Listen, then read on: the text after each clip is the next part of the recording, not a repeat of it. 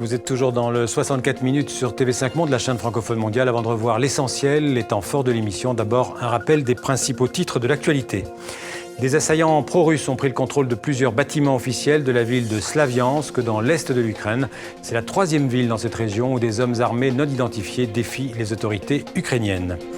Visite surprise du ministre français des Affaires étrangères Laurent Fabius à Cuba. C'est la première visite de ce niveau depuis 1983. La France et l'Union européenne encouragent les réformes économiques annoncées par le régime communiste de la Havane. J-5 avant les élections présidentielles en Algérie. Sauf grosse surprise, le président sortant Bouteflika devrait l'emporter malgré son état de santé. Les Algériens de France ont commencé à voter aujourd'hui jusqu'au 17 avril.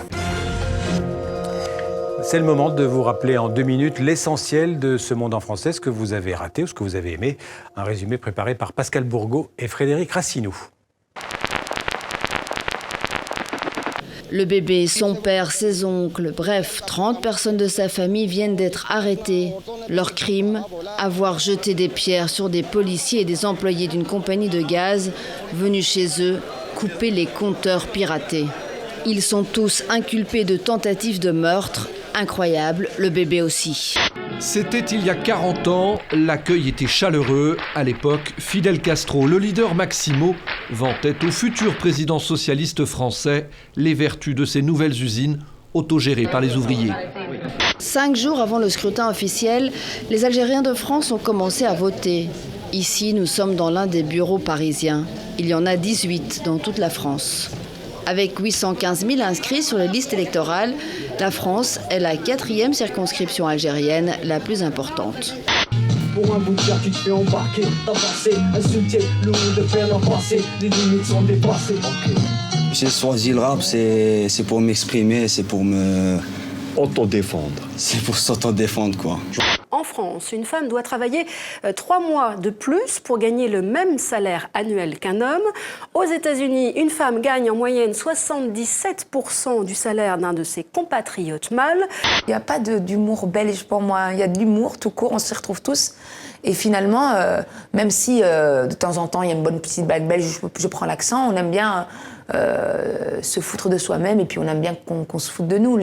Tout le monde y prend, mais le français aussi, il prend pas mal là aussi.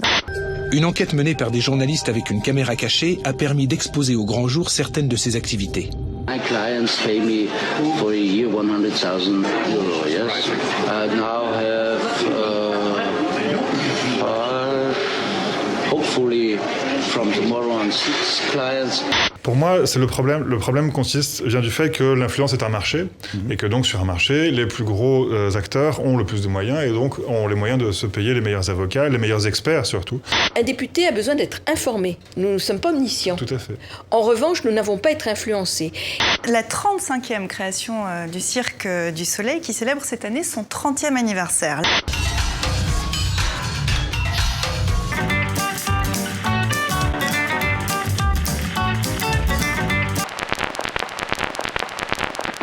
Voilà, comme tous les jours, une pensée pour tous les otages dans le monde et notamment pour les 6 ressortissants français détenus en Syrie et au Sahel.